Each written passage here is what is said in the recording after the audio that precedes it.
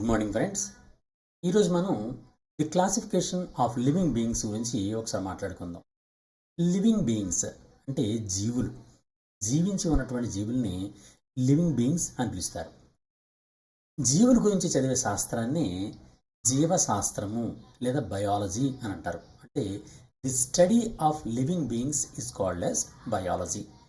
Biology అంటే జీవుల గురించి చదివే శాస్త్రం.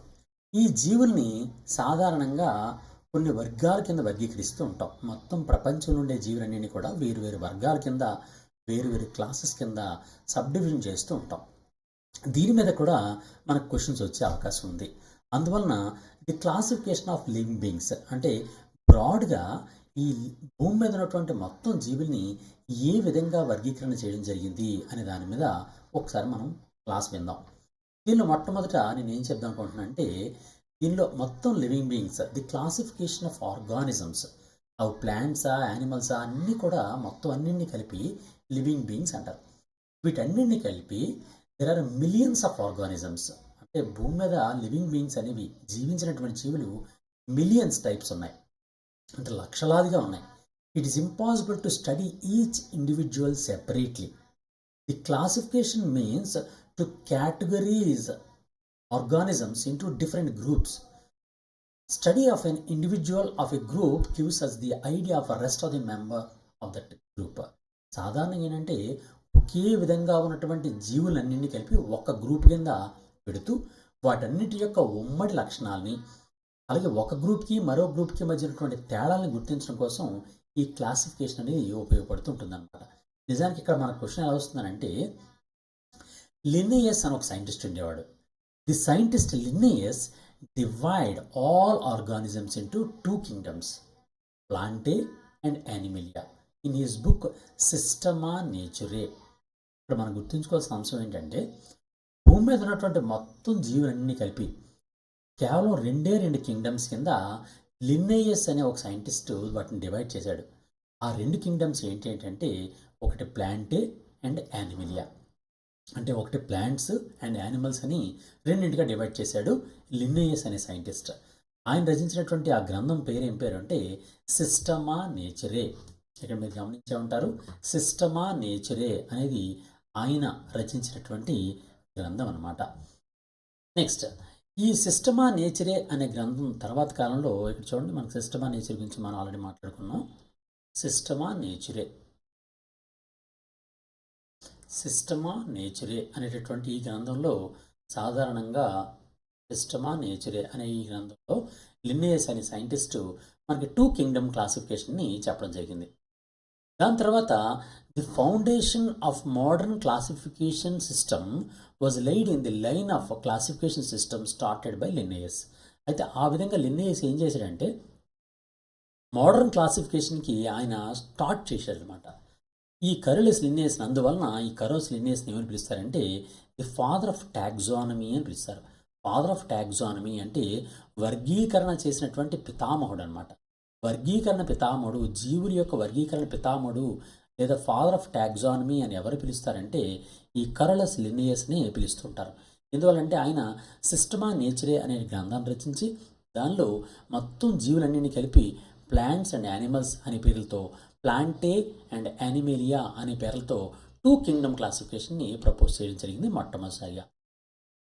But due to disputed positions of organisms like bacteria, virus, fungi and euglena, there is a need of reconsideration of a system of classification. ఇతను ప్లాంటే and Animalia కింద అన్నిటిని divide చేశాడు. కానీ ఇక్కడ మనం గుర్తుంచుకోవాల్సింది ఏంటంటే, బ్యాక్టీరియా అది ప్లాంట్ కాదు, యానిమల్ కాదు. వైరస్ ప్లాంట్ కాదు, యానిమల్ కాదు. ఫంగై ప్లాంట్ కాదు, యానిమల్ కాదు. యూగ్లినా అది ప్లాంట్ లక్షణాలు కనిపిస్తుంటాయి, యానిమల్ లక్షణాలు కనిపిస్తుంటాయి. అందువలన ఇక్కడ ఒక కాంట్రవర్సీ వచ్చింది. అందువలన తప్పనిసరిగా మోడర్న్ సైంటిస్ట్ అందరూ కూడా దీన్ని మళ్ళీ దీన్ని మళ్ళీ క్లాసిఫై చేయడం జరిగిందనమాట. ఇక్కడ మరి ఇంకొక సైంటిస్ట్ గురించి మనం మాట్లాడుకోవాలి. వాళ్ళ పేరు ఏం పేరంటే బెంథామ్ అండ్ హుక్కర్ అనే సైంటిస్ట్ ఉన్నారండి. బెంథామ్ అండ్ హుక్కర్. ఈ బెంథామ్ అండ్ హుక్కర్ అనే ఇద్దరు సైంటిస్టులు ఏం చేశారంటే వాళ్ళకు బుక్ రచించారు. ఆ బుక్ పేరు ఏం పేరంటే జెనరా ప్లాంటేరియం. ఈ జెనరా ప్లాంటేరియం అనేటటువంటి బుక్లో మొత్తం మొక్కలన్నింటినీ కూడా వారు డివైడ్ చేయడం జరిగిందనమాట. మొక్కలన్నింటినీ కూడా వారు క్లాసెస్ కింద డివైడ్ చేయడం జరిగింది. వేరు క్లాసెస్ కింద వేరు ఆర్డర్స్ కింద డివైడ్ చేయడం జరిగింది. మనం గుర్తుంచుకోవాల్సిన ఇక్కడ పాయింట్ ఏంటంటే the book of Bentham Hooker is Genera Plantarum. ఈ పాయింట్ని మీరు తప్పనిసరి గుర్తుంచుకోండి. నెక్స్ట్ ఇప్పుడు అసలు విషయంలోకి వద్దాం.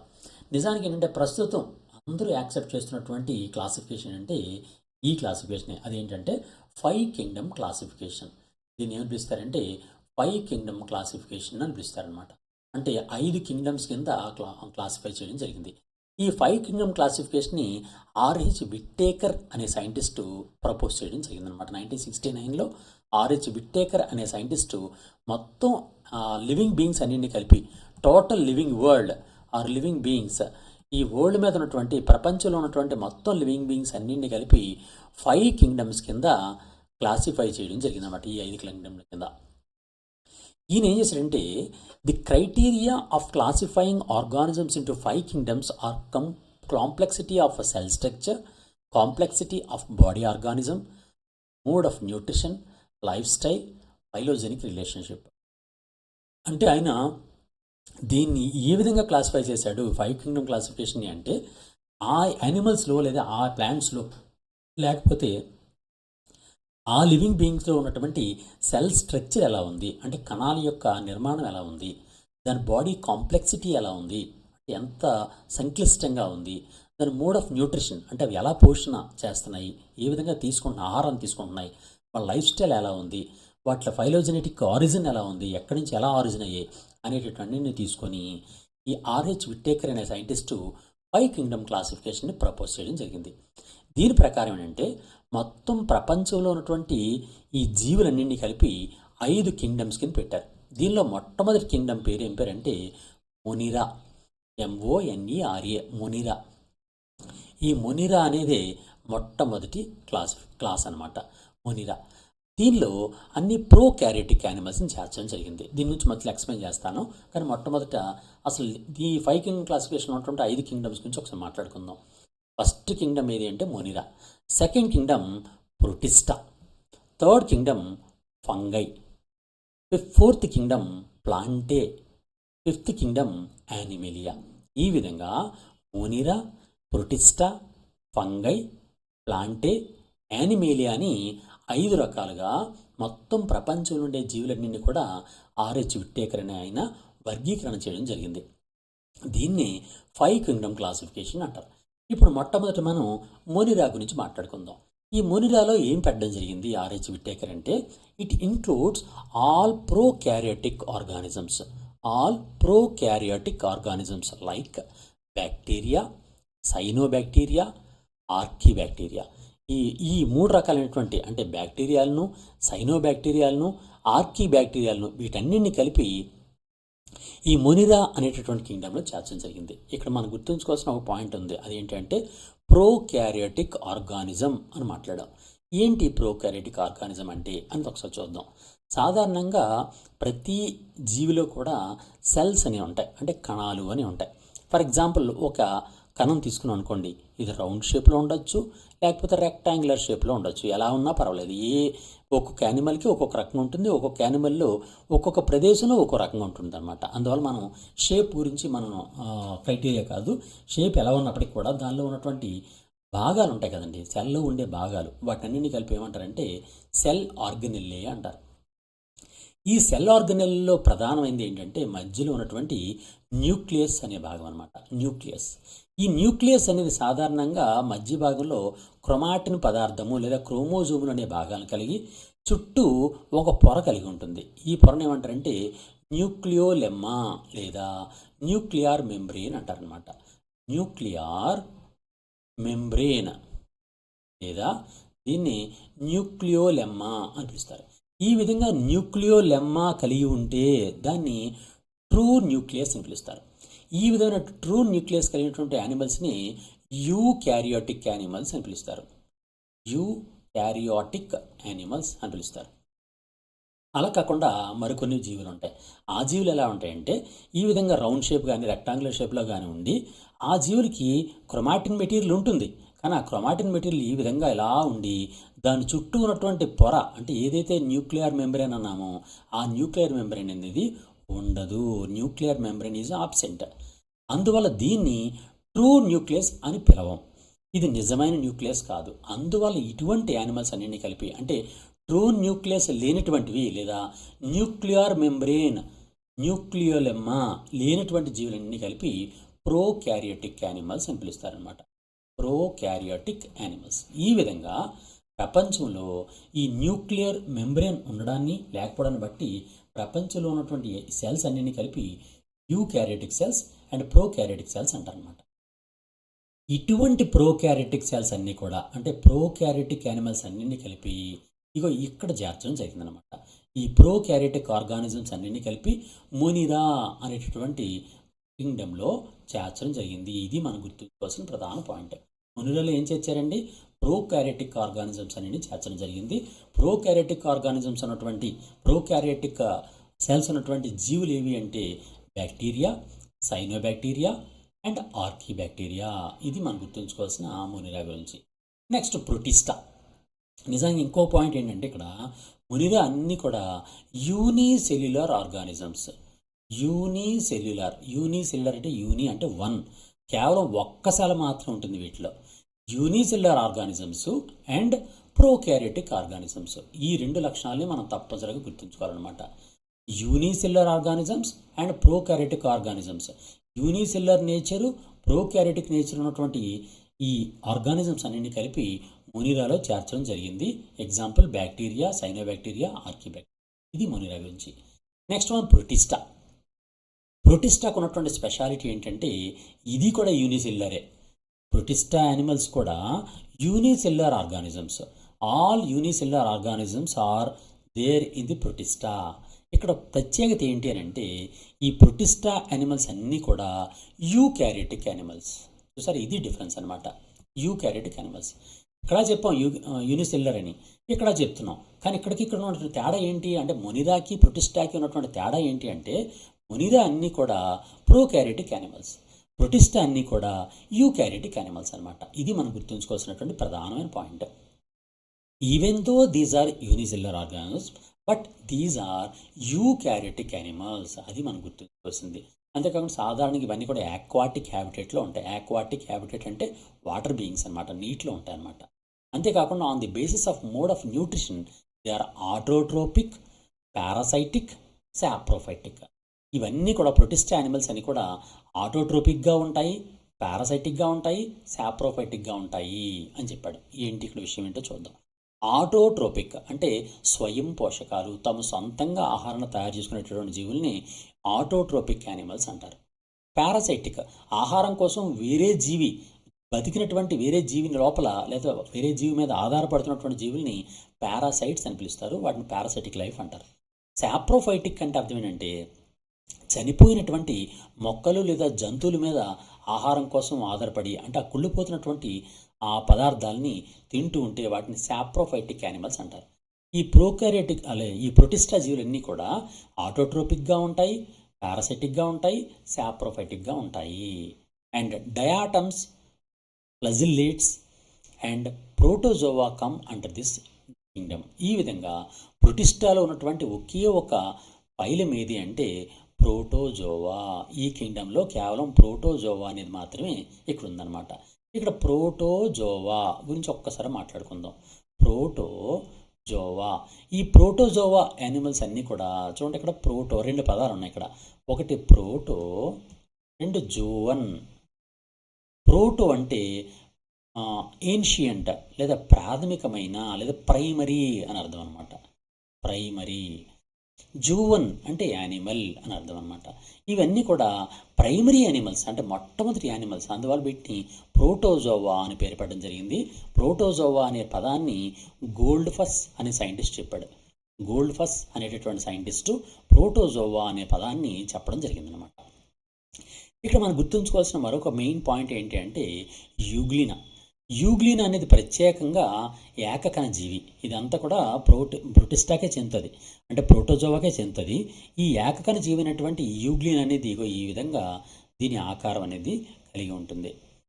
ఈ విధంగా యూగ్లినా అనేది ఉంటుంది, ఒక ఫ్లజిల్లా కలిగి ఉంటుంది. ఓకే, ఇలా న్యూక్లియస్ కలిగి ఉంటుంది. కానీ దీనిలో ప్రత్యేకత ఏంటి అంటే దీనికి ప్రత్యేకంగా ఒక క్లోరోప్లాస్ట్ ఉంటుంది. ఇది క్లోరోప్లాస్ట్. క్లోరోప్లాస్ట్ అంటే ఏంటి అని చూద్దాం. ప్లాస్ట్ అంటే ఏంటి అంటే క్లోరోప్లాస్ట్ అంటే అర్థం ఏంటంటే హరిత రేణువు అని అర్థం అనమాట. హరిత రేణువు. మనం సాధారణంగా హరిత రేణువు ఎక్కడ చూస్తాము? ప్లాంట్స్లో చూస్తాం. ప్లాంట్ సెల్స్లో హరితరేణువు ఉంటుంది, అంటే క్లోరోప్లాస్ట్ ఉంటుంది. ఆ క్లోరోప్లాస్ట్ సహాయంతో ఇది ఫోటోసింథసిస్ లేదా కిరణజన్య సంయోగక్రియ చేసుకుంటుంది. కిరణజన్య సంయోగక్రియ చేసుకునేటటువంటి జీవుల్ని ఆటోట్రోప్స్ అంటాం, అంటే తమ సొంతంగా ఆహారాన్ని తయారు చేసుకోగలరు. అదేవిధంగా ఈ యూగ్లినా కూడా క్లోరోప్లాస్ట్ని కలిగి ఉండి, ఇది యానిమల్ అయినప్పటికీ కూడా, నిజానికి యానిమల్ దేనిలో కూడా క్లోరోప్లాస్ట్ ఉండదు, ఇవి కిరణజన్య సంయోగక్రియ చేయలేవు. కానీ ఒకే ఒక యానిమల్ యూగ్లినా, అది మాత్రమే హరితరేణువుని కలిగి ఫోటోసింథసిస్ చేసుకునేటువంటి లక్షణాన్ని కలిగి ఉంటుందన్నమాట. అందువలన యూగ్లినా అనేది ఏంటి అంటే ఆటోట్రోప్, అంటే సొంతంగా ఆహారాన్ని తయారు చేసుకునేటటువంటి ఆటోట్రోప్ అనమాట, అంటే స్వయం పోషకము. ఓకే, ఇది ఇక్కడ మనం గుర్తుంచుకోవాల్సిన మరో పాయింట్ ఏంటంటే ఆటోట్రోప్ లక్షణాలు ఉన్నటువంటి ఇది ప్లాంట్ లక్షణం కలిగి ఉంది, అలాగే ఇది యానిమల్ కలిగి లక్షణాలు కలిగి ఉన్నాయి అండ్ ప్లాంట్ లక్షణం కలిగి ఉంది. కాబట్టి ఈ ప్లాంట్ లక్షణం యానిమల్ లక్షణం రెండింటికి ఉన్నటువంటి కనెక్టింగ్ లింక్గా యూగ్లినా అని చెప్తారనమాట. ఇక్కడ క్వశ్చన్ ఎలా వస్తుందంటే what is the connecting link between the plants and animals అంటాడు. అంటే మొక్కలకు మరియు జంతువులకు మధ్య ఉన్నటువంటి సంధాన సేతువు లేదా కనెక్టింగ్ లింక్ ఏది అని అంటే యూగ్లినా. ఓకే, ఈ పాయింట్ మీరు గుర్తుంచుకోండి. ఈ విధంగా ఇటువంటి యూగ్లినా కానీ లేకపోతే మనకు బాగా తెలిసినటువంటి అమీబా ఉంటుంది కదండి, అమీబా ప్రోటియస్, అమీబా కానీ లేకపోతే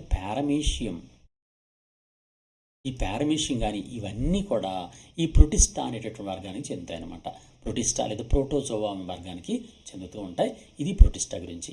మీకు ఇక్కడ డిఫరెన్స్ మాత్రం జాగ్రత్త గుర్తుంచుకోండి. మొనిరాలో అంటే యూనిసెల్యులర్ బట్ ప్రోకారియోటిక్, ప్రొటిస్టా అంటే యూనిసెల్యులర్ బట్ యూకారియోటిక్ యానిమల్స్ అనమాట. ఇది మన డిఫరెన్స్. నెక్స్ట్ చూడండి. దాని పేరు ఏం పేరంటే ఫంగై అంటే ఫంగస్ అనమాట. మనందరం చూడండి శిలీంధ్రాలు అంటాం. శిలీంధ్రాలు తెలుగులో మనం ఏమంటామంటే వీటిని శిలీంధ్రాలు అంటారు. శిలీంధ్రాలు ఫంగస్ అంటారు. ఆ ఫంగస్ అన్నీ కలిపి ఈ ఫంగైలో చేర్చారనమాట. ఇవన్నీ కూడా నాన్ గ్రీన్ ప్లాంట్స్. నిజానికి ఏంటంటే వీటిని నాన్ గ్రీన్ ప్లాంట్స్ అని పిలవచ్చు. ప్లాంట్స్ లాంటివే, కానీ వీటికి గ్రీనరీ ఉండదన్నమాట. అంతేకాకుండా ఈ హరితరేణువులు కానీ లేకపోతే క్లోరోప్లాస్ట్ ఏముండో ఫోటోసింథసిస్ చేయలేవు అనమాట. అందులో వీటిని ప్రత్యేకంగా శిలీంధ్రాలు ఫంగస్ అనేటువంటి ప్రత్యేక లక్షణంగా దీన్ని చేర్చడం జరిగింది. It has a saprophytic nutrition and growing on a dead and decaying organisms. ఈ డికేయింగ్ డెడ్, చనిపోయినటువంటి కుళ్ళిపోతున్నటువంటి ఆర్గానిక్ మ్యాటర్ మీద ఇవి ఈ సాప్రోఫైటిక్ న్యూట్రిషన్ చేస్తూ ఉంటాయి అనమాట. అంటే కుళ్ళిపోయిన పదార్థాలు తింటూ ఉండడాన్ని సాప్రోఫైటిక్ నేచర్ అంటారు అనమాట. The cell wall is composed of chitin. ఇక్కడ ప్రత్యేకంగా గుర్తుంచుకోవాల్సింది ఏంటంటే సాధారణంగా ప్లాంట్స్కి సెల్ వాల్ అనేది ఉంటుంది. ఒక సెల్ ఎలా ఉందనుకోండి, ప్లాంట్ సెల్. ఈ ప్లాంట్ సెల్ అనే దాని చుట్టూ కూడా గట్టిగా ఉన్నటువంటి ఒక సెల్ వాల్ ఉంటుంది. ఈ సెల్ వాల్ దేంతో నిమిత్తమై ఉంటుందని అంటే సాధారణంగా ప్లాంట్స్ అన్నిటిలో కూడా సెల్ వాల్ అనేది సెల్యులోజ్ అనే మెటీరియల్తో తయారై ఉంటుంది. సెల్యులోజ్. ఈ సెల్యులోజ్ మెటీరియల్తో తయారైనటువంటి సెల్ వాల్ అనేది సాధారణంగా ఈ ప్లాంట్స్లో ఉంటుంది, మొక్కల్లో ఉంటుంది. కానీ ఫంగైలో ప్రత్యేకత ఉందండి. ఫంగైలో కూడా సెల్లకు చుట్టూ కూడా సెల్ వాల్ ఉంటుంది. కానీ ఈ సెల్ వాల్ అనేది సెల్యులోజ్తో కాకుండా కైటిన్ అనే పదార్థంతో తయారై ఉంటుందన్నమాట. అది మనం గుర్తుంచుకోవాల్సిన పాయింట్. కైటిన్ అనే పదార్థంతో తయారై ఉంటుంది. ఈ ఫంగైకి ఎగ్జాంపుల్స్ ఏంటంటే మష్రూమ్స్. మనం సాధారణంగా పుట్టగొడుగులు అంటాం కదండి, మనకు తినే పుట్టగొడుగులు ఉంటాయి, లేకపోతే పాయిజనస్ పుట్టగొడుగులు కూడా ఉంటాయి. ఈ విధంగా పుట్టగొడుగులు అన్నింటి కలిసి మష్రూమ్స్ అంటారు. అలాగే మ్యూకార్ అని ఉదాహరణ పిలుస్తారు, అలాగే అల్బుగో అని పిలుస్తారు. ఇలాంటివన్నీ కలిపి ఫంగస్ అనమాట. ఈ ఫంగస్ అన్నీ కలిపి ఫంగై అనే దానిలో చేర్చడం జరిగింది. Next one ప్లాంటే. ప్లాంటే అంటే దీనిలో అన్ని ప్లాంట్స్, ఆల్ ప్లాంట్స్, అన్ని ప్లాంట్స్ అన్నింటినీ కలిపి ఈ ప్లాంటేలో చేర్చడం జరిగింది. మొత్తం ప్లాంట్స్ లోపల ఆకుపచ్చని రంగు ఉన్నటువంటి లేదా హరితరేణి ఉన్నటువంటి అన్ని ప్లాంట్స్ని కూడా ఈ ప్లాంటే అని కింగ్డమ్లో చేర్చారు. మొత్తం ఈ ప్లాంట్స్ అన్నీ కూడా ఇందులోకి వస్తాయి. దీని గురించి ఇంకా విపులంగా నెక్స్ట్ క్లాస్లో మనం చెప్పుకుందాం. Next one Animalia. యానిమేలియా అంటే almost all animals on the earth. భూమి మీద ఉన్నటువంటి మొత్తం యానిమల్స్ అన్నింటినీ కలిపి ఈ యానిమేలియాలో చేర్చడం జరిగిందనమాట, ఒక్క ప్రోటోజోవా తప్ప. ప్రోటోజోవాని ఆల్రెడీ మనం చెప్పాం కదండి. ప్రోటోజోవాని ఎక్కడ చేర్చాం? ప్రొటిస్టాలో చేర్చాం. అందులో ప్రోటోజోవా తప్ప మిగిలిన యానిమల్స్ అన్నీ కూడా, అంటే యూనిసెల్యులర్ ఆర్గానిజమ్స్ అయినటువంటి ప్రోటోజోవన్స్ తప్ప మిగిలిన అన్ని యానిమల్స్ని కూడా ఈ యానిమేలియాలో చేర్చడం జరిగిందనమాట. ఈ యానిమేలియా గురించి కూడా పూర్తి డీటెయిల్స్ నెక్స్ట్ క్లాస్లో చెప్తాను కాబట్టి ఇక్కడ ఇంక ఎక్కువ చెప్పట్లేదు. ఓకే, నెక్స్ట్ ఈ విధంగా ఉంటుందన్నమాట. ఇది క్లాసిఫికేషన్ ఆఫ్ టోటల్ యానిమల్స్ అనమాట. ఓకే, యానిమల్స్ అనే కాదు, మొత్తం లివింగ్ బీయింగ్స్ అన్నీ కూడా ఆ విధంగా క్లాసిఫై చేస్తూ ఉంటారు అనమాట. ఇది దీనికి సంబంధించినటువంటి ప్రధానమైనటువంటి అంశం. ఇప్పుడు మనం గుర్తుంచుకోవాల్సిన ప్రధాన పాయింట్లన్నీ కూడా ఇక్కడ నేను మెన్షన్ చేయడం జరిగింది. మొత్తం ఆల్ కాంపిటేటివ్ ఎగ్జామ్స్ సంబంధించినటువంటి క్వశ్చన్స్ కూడా ఈ విధంగానే వస్తూ ఉంటాయి. మీకు ఏమైనా డౌట్ ఉంటే కామెంట్ రూపంలో తెలియజేయండి. నేను తప్పనిసరిగా మరో వీడియో చేసి మీకు దాని క్లారిటీ ఇస్తాను. అంతేకాకుండా మీరు డైరెక్ట్గా కూడా డైరెక్ట్గా 9949449941 వాట్సాప్ నెంబర్లకు కూడా మీరు మీకున్నటువంటి డౌట్ని పంపించి, వాట్సాప్ నుంచి పంపించి నేను మీకు ఆన్సర్ ఇవ్వగలుగుతాను. అంతేకాకుండా కామెంట్ రూపంలో కూడా తెలియజేయండి. తప్పనిసరిగా మీకు కావాల్సినటువంటి మెటీరియల్ నేను అందజేస్తాను. అండ్ ఎవరికైనా గాంధీవం యాప్ గురించి జరిగిపోతే ప్లేస్టోర్ నుంచి GANDEEVAM గాంధీవం అని ప్లేస్టోర్లో టైప్ చేసి మన గాంధీవం యాప్ని డౌన్లోడ్ చేసుకోండి. దానిలో మ్యాక్సిమం అన్ని కాంపిటేటివ్ ఎగ్జామ్స్ సంబంధించినటువంటి general science and general studies and current affairs అన్నీ కూడా మీకు అవైలబిలిటీ ఉంటుంది. అంతేకాకుండా మీరు ఎప్పుడైనా డైలీ PDFs కావాలనుకుంటే 9949449941కి వాట్సాప్లో మీ పేరు పంపించండి. నేను ఎన్రోల్ చేసుకొని మీకు కావాల్సినటువంటి మెటీరియల్స్ నేను పంపించడానికి ప్రయత్నం చేస్తాను. Okay, all the best. God bless you.